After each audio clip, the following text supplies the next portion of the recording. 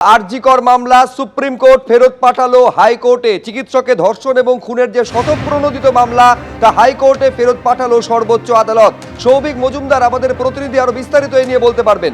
সৌভিক, দেখো, সুপ্রিম কোর্টের মাননীয় বিচারপতি এম সুন্দরেশ এবং বিচারপতি সতীশ চন্দ্র শর্মার বেঞ্চ তারা আজকে এই নির্দেশ দিয়েছেন এবং তাদের এই নির্দেশ অনুযায়ী সুপ্রিম কোর্টে আরজিকরের চিকিৎসককে খুন এবং ধর্ষণের পরে যে স্বতঃপ্রণোদিত মামলা হয় সেই স্বতঃপ্রণোদিত মামলাই কিন্তু আজকে কলকাতা হাইকোর্টে ফেরত পাঠানো হয়েছে এবং সুপ্রিম কোর্টের তরফ থেকে যে নির্দেশ দেওয়া হয়েছে সেই নির্দেশে বলা হয়েছে যে কলকাতা হাইকোর্টে এই মামলাগুলিতে শোনবার জন্য একটি ডিভিশন বেঞ্চ গঠন করা হবে এবং সেই ডিভিশন বেঞ্চই কিন্তু আরজিকরের এই মামলাগুলি শুনবে এবং সেখানে এই মামলার প্রেক্ষিতে অর্থাৎ এই মামলা যখন সুপ্রিম কোর্টে যায় তারপরে একাধিকবার এই মামলার শুনানি হয় এবং সেই শুনানিগুলির সময় সুপ্রিম কোর্টের তরফ থেকে একাধিক নির্দেশ দেওয়া হয়।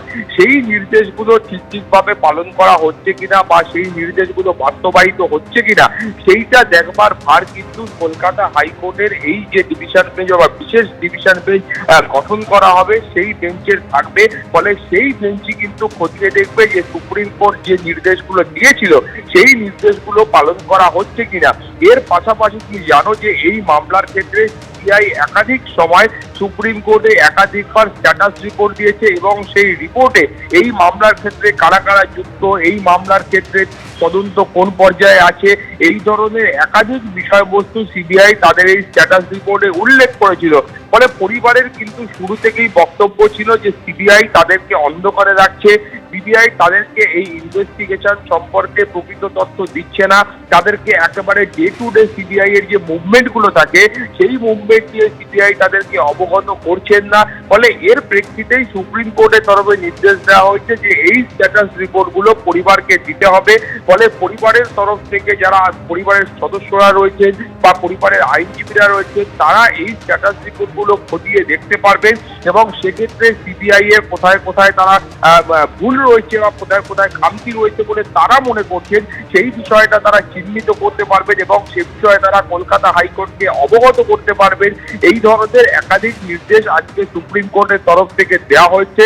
ফলে তুমি জানো যে যখন এই স্বতঃপ্রণোদিত মামলা হয় সেই স্বতঃপ্রণোদিত মামলার মূল যে বিষয়বস্তু ছিল সেটা যেমন খুন এবং ধর্ষণের তদন্ত ছিল, তার পাশাপাশি রাজ্যের এবং দেশের সমস্ত মেডিকেল কলেজ এবং হাসপাতালগুলির নিরাপত্তাও কিন্তু সেই মামলায় সর্বাধিক প্রাধান্য পেয়েছিল। ফলে সেই যে নিরাপত্তার দিকটা রয়েছে সেই নিরাপত্তার দিককে বিবেচনা করে সুপ্রিম কোর্ট রাজ্যের সমস্ত রাজ্যের হাসপাতালগুলির নিরাপত্তা ব্যবস্থা কি হওয়া উচিত তার জন্য একটা পরামর্শও দিয়েছিল, তার জন্য একটা গাইডলাইন বেঁধে দিয়েছিল এবং একাধিক নির্দেশও কিন্তু সুপ্রিম কোর্ট দিয়েছিল। ফলে সেই নির্দেশগুলো ঠিকঠাক করে পালন করা হচ্ছে কিনা, অর্থাৎ যারা চিকিৎসকরা কর্মরত থাকবেন তাদের জন্য ঠিকঠাক রেস্ট করার জন্য যে রুম রয়েছে সেই রেস্ট রুমগুলো ঠিকঠাক আছে কিনা, তাদের যে ওয়াশরুমগুলো রয়েছে সেই ওয়াশরুমগুলো ঠিক পর্যায়ে আছে কিনা বা হাসপাতালের যে নিরাপত্তা আছে সেই নিরাপত্তাগুলো সুনিশ্চিত করা সম্ভব হচ্ছে কিনা বা যে ক্লোজ সার্কিট ক্যামেরাগুলো রয়েছে সেই ক্লোজ সার্কিট ক্যামেরা আরো বসানোর প্রয়োজন রয়েছে কিনা বা হাসপাতালের সর্বত্র সেই ক্লোজ সার্কিট ক্যামেরার আওতায় আনার প্রয়োজন আছে কিনা সেই বিষয়গুলো কিন্তু সেই বিষয় নিয়েও কিন্তু সুপ্রিম কোর্ট নির্দেশ দিয়েছিল। ফলে সেই নির্দেশ কতটা পালন করা হয়েছে, হাসপাতালগুলোর নিরাপত্তা কতটা সুনিশ্চিত হয়েছে, তদন্ত ঠিক কতটা এগিয়েছে সেই বিষয়টাও কিন্তু কলকাতা হাইকোর্টের এই যে ডিভিশন বেঞ্চ রয়েছে সেই ডিভিশন বেঞ্চ খতিয়ে দেখবে। ফলে এই যে নথিপত্র এখনো পর্যন্ত সুপ্রিম কোর্টের রয়েছে সেই নথিপত্র এখন কলকাতা হাইকোর্টে ফেরত আসবে এবং কলকাতা হাইকোর্টের মহামান্য ভারপ্রাপ্ত প্রধান বিচারপতি তিনি ঠিক করবেন যে কোন ডিভিশন বেঞ্চে এই মামলার বিচার প্রক্রিয়া সংগঠিত হবে। সেই মর্মে তিনি একটি ডিভিশন বেঞ্চ গঠন করবেন এবং সেখানেই পরবর্তী পর্যায়ের বিচার প্রক্রিয়া এগোবে।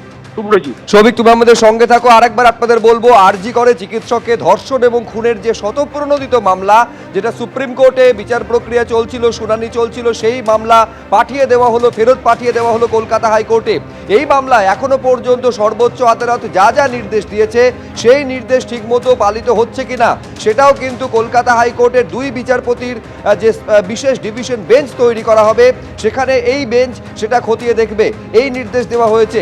পাশাপাশি যাবতীয় বিচার প্রক্রিয়া এই স্বতঃপ্রণোদিত মামলার ক্ষেত্রে এরপর সেটা এগোবে কলকাতা হাইকোর্টে। আজকে এই নির্দেশ দিয়েছে সর্বোচ্চ আদালতের ডিভিশন বেঞ্চ। আপনারা জানেন একই সঙ্গে এই অভিযোগ তোলা হয়েছিল আরজি করে অভয়ার পরিবার থেকে যে একেবারে অসহযোগিতার পথে হাঁটছে সিবিআই। শুধু তাই নয়, তদন্তের গতি প্রকৃতি সম্পর্কে তাদের অবগত করানো হচ্ছে না বলে অভিযোগ করেছিলেন তারা। আজকে সর্বোচ্চ আদালত নির্দেশ দিয়েছে যাবতীয় স্ট্যাটাস রিপোর্ট সিবিআই যা জমা দিয়েছে সর্বোচ্চ আদালতে সেইগুলো দিতে হবে অভয়ার পরিবারকে। আমি আরো বিস্তারিত আরেকবার কথা বলবো আমাদের প্রতিনিধি সৌভিক মজুমদারের সঙ্গে। সংক্ষেপে সৌভিক, আমাদের জানাও সর্বোচ্চ আদালত মামলা হাইকোর্টে ফেরত পাঠানোর সঙ্গে সঙ্গে আর কি বললো?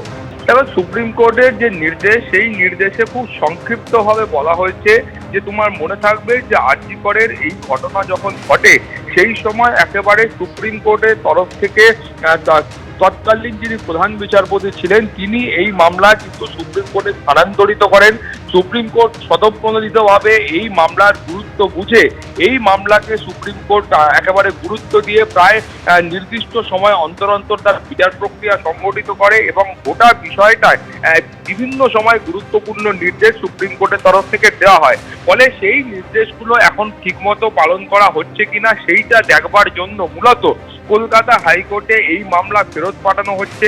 তার পাশাপাশি পরিবারকে বলা হয়েছে যে সিবিআইকে বলা হয়েছে যে তারা যে স্ট্যাটাস রিপোর্টগুলো এতদিন পর্যন্ত সুপ্রিম কোর্টে জমা দিয়েছেন তার কপি পরিবারকে দিতে হবে। ফলে পরিবারের হাতে সুযোগ থাকছে যে এই মামলার একেবারে শুরু থেকে এখনো পর্যন্ত সিবিআই যে তদন্ত করেছে সেই তদন্ত প্রক্রিয়ায় কোথাও কোথাও খামতি রয়েছে কিনা বা সেটা থেকে থাকলে সেটাকে চিহ্নিত করা সেই সুযোগ পরিবারের হাতে রয়েছে। এছাড়াও অন্যান্য কোনো বিষয়ে যে কোনো ধরনের কোনো বক্তব্য থাকলে সেটাও কলকাতা হাইকোর্ট খতিয়ে দেখতে পারবে।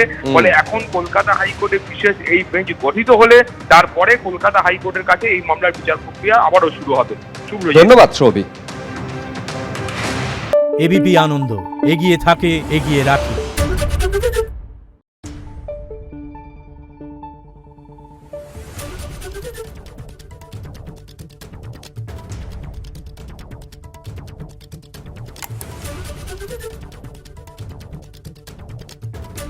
Thank you.